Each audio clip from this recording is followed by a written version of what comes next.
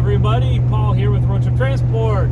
First, couple clerical things, real quick. I'm going to try to keep these videos about 5 minutes, so we're going to talk fast.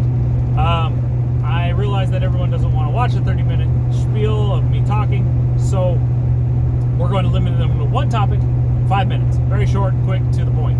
I'm in my new truck. Just dropped my lawnmower off for some warranty work, and so we're going to try it. It may not work. Because this truck's a little bit loud. This is my new one. You guys, if you haven't seen it, go to my previous episode. I showed you all my new F350 1995 Power Stroke. So we're on our way to, we're on my way home. Figured I'd knock one of these videos out. So we parked our trucks. I'm going to talk about coronavirus. Now, I'm not going to talk about the politics of it, all that, but I'm going to talk about what we had to do for it. So coronavirus hit, and spot market rates for trucking fell through the floor. Now, luckily, we still had a few customers that we would do loads with, but that was all we were doing. We got off the spot market. Our trucks were parked for all intents and purposes, unless somebody called me, for about 6 weeks, shut completely down. When I did, and I've had a lot of conversations with a lot of different people about this. And let me explain my reasoning here. And people don't understand this. I don't know why, but they don't understand this. My trucks cost me, and I'm using generic numbers here. These aren't exactly what my numbers are. I can't really remember what they are, but I did the math. Let's say my trucks cost me $50 a day, okay, to operate. Or, I'm sorry, not to operate, to sit. That's fixed costs like insurance, like rent, like all that stuff. So my trucks cost me $50 a day to sit. At the rates that we're on the spot market, it would have cost me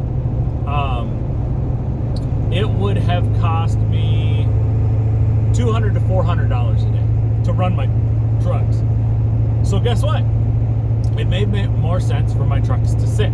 So we did. We parked them. I have had a lot of disagreements with people about this, because some people said, well, that's no money coming in, okay? So that's zero money coming in. You need cash flow. So even if you're hauling for $1.20 a mile, now that's $1.20 a mile before deadhead. And so many people forget about it. $1.20 a mile before deadhead, you're like down around 90 cents a mile for that load, depending on, right? So, and these are full truckloads. These are not partials. These are people wanting dedicated trucks. So and even the partials were getting ridiculous. I mean, we actually did some partialing as we came into the coronavirus before we shut them down, because they were the only things that were actually somewhat keeping the rates up. It was surprising. Partials didn't get hit as hard as full truckloads did. But anyway, so the full truckloads died off, and we parked our trucks, and people are saying, oh, well, you need that consistent cash flow. Well, if your truck's costing you $200 a day, you can't afford to run it. I disagree with this vehemently.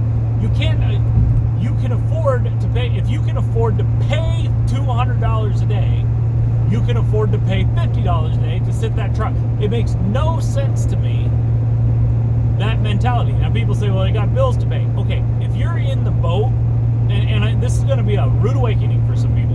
If you're in the boat that you can't afford to sit your trucks and survive on a surplus of cash that you have built up, whether that be out of your maintenance account, out of some sort of budget. Now, I understand you're kind of screwed if you just started, okay? I kind of get that. But if you can't afford to shut down and sit for a month, 1 month, you're doing something wrong. You're hauling cheap freight, probably, or you're not hauling enough, something wrong. You are absolutely doing something wrong. You should absolutely have enough money that you can afford to pay all your bills and sit down for a month. If you're not, why are you doing this? Let me, we're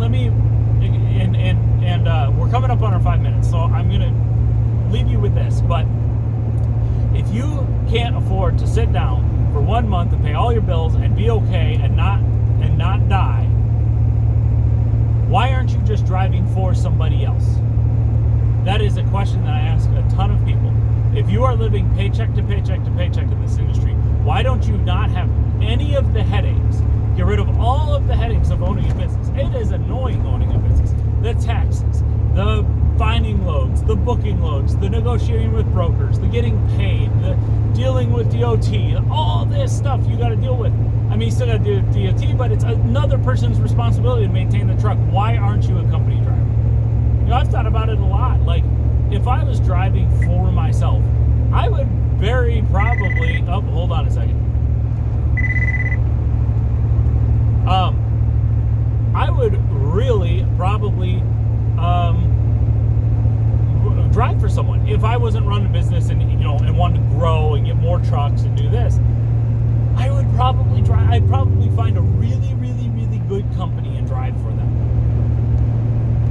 I would make between $60,000 and $80,000 a year and not have any of the hassles.